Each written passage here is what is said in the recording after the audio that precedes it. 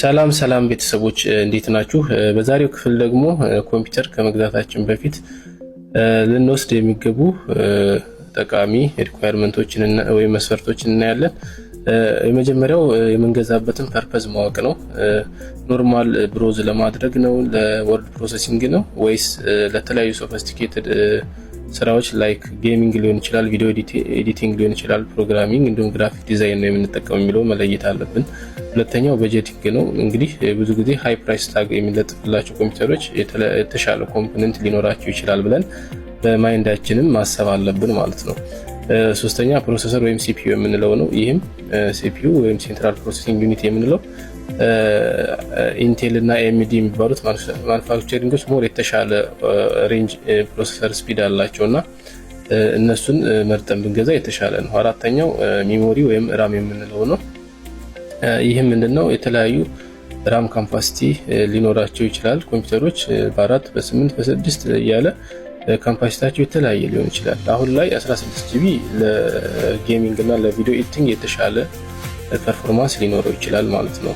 እሱን ብንገዛ ሞር ራማችን ወይም ኮምፒውተራችን ጥሩ ይኖረዋል፣ ፐርፎርማንስ ይኖረዋል ማለት ነው። አምስተኛው ስቶሬጅ ነው። እንግዲህ ስቶሬጅ ድሮ የምንጠቀመው አሁን ትራዲሽናል ሃርድ ድራይቭ ወይም ኤችዲዲ የምንለው ነው። እሱ አሁን ወደ ሶሊድ ስቴት ድራይቭ ተቀይሯል አሁን። ስለዚህ የተሻለ ሞር ፋስተር ዛን 20 or 40 ታይምስ ነው ከኤችዲዲ ማለት ነው። ስለዚህ ታይፒካሊ የምንገዛው ኤስኤስዲ ቢሆን የተሻለ ነው። ዋጋውም እንደዛው ይጨምራል። ግራፊክስ ካርድ ወይም ጂፒዩ የምንለው ነው። ይህም በማንኛውም ጌሚንግ ወይም ግራፊክ ዲዛይን ለምናደርግባቸው ኮምፒውተሮች የተሻለ ካፓሲቲ ያለውን ግራፊክስ መምረጥ አለብን።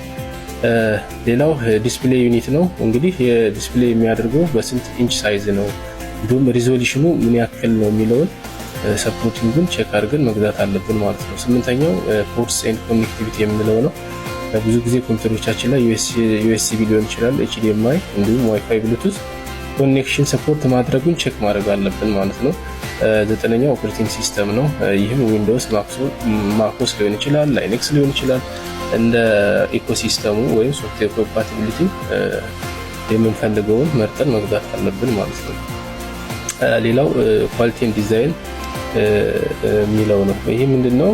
ያው የምንመርጣቸው ዲዛይኖች ለኛ ሞር በጣም የተሻሉ ኳሊቲ ያላቸው መሆናቸው እንዲሁም ዲዛይኑ የሚያምር የትኛው ነው የሚለውን መርጠን እንደ ፍላጎታችን መግዛት እንችላለን ማለት ነው።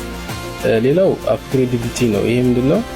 አንድ ራም ወይም ደግሞ ሃርድ ዲስክ ሊሆን ይችላል፣ ስቶሬጁ አፕግሬድ መሆን አለበት። ያለውን ራም ከ4 ወደ 8 ወደ 16 ለማሳደግ ሰፖርቲቭ መሆኑን ወይም ከግራፊክስ ካርዳችንን ሰፖርት ማድረጉን ቼክ ማድረግ አለብን። አንዳንዴ የምንገዛቸው ላፕቶፖች ሰፖርት ላይ ያደርጉ ይችላሉ። ስለዚህ ይህንንም ከወዲሁ አጣርተን ቀድመን ቼክ ማድረግ አለብን። 12ኛው ዋራንቲ ኤንድ ሰፖርት የሚለው ነው። ይህ ምንድነው? አንድ ማኑፋክቸረር የራሱ ዋራንቲ የሚሰጠው ፓኬጅ ይኖራል። ያንን መቀበል አለብን ከምንገዛበት ሱቅ ማለት ነው። ሌላው ከስተመር ሰፖርት የምንለው ምንድነው? ከስተመሩ ለመመለስ የሆነ ችግር ከማኑፋክቸሪንግ ኢሹ ቢኖረው ከስተመሩ ከኦነሩ ወይም ከሻጩ ሰፖርት ቢፈልግ በቀላሉ ያንንም ቼክ አድርገን መግዛት አለብን ማለት ነው። ሌላው የመጨረሻውና ሪቪውስ ኤንድ ሪኮሜንዴሽን የምንለው ምንድነው? ብዙ ጊዜ የተለያዩ ጓደኞችን፣ ፋሚሊዎችን ማማከር እንዲሁም ኦንላይን ኮሚኒቲዎችን የሚሰጡትን አስተያየቶች አይቶ በኮሚኒቲዎች ላይ አጣርተን ለመግባት እንደ መረጃ ይሆነናል ማለት ነው። እነዚህ እንግዲህ 13ቱ አጠር አድርጌ ለመግለጽ ሞክሬያለሁኝ። ተጨማሪ ያልገባችሁ ካለ በውስጥ ማዋራት ትችላላችሁ። ለዛሬው ይህን ይመስላል። አመሰግናለሁ።